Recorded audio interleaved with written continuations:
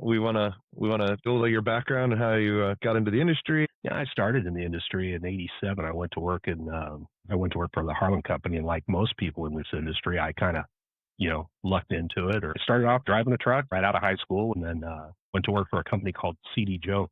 It was really neat because they had huge educational opportunities. I'm looking back at it now.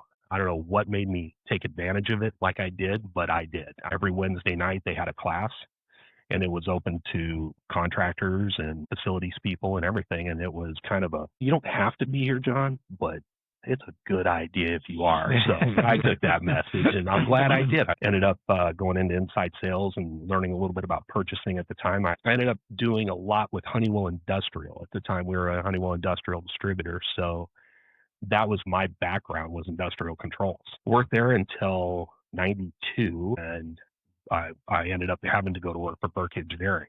And I said, why don't you make me the outside sales guy? 23 years old, knew nothing about sales. Yeah.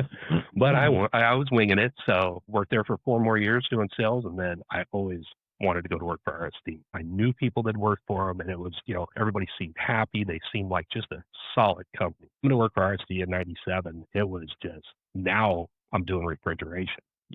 I honestly couldn't spell refrigeration.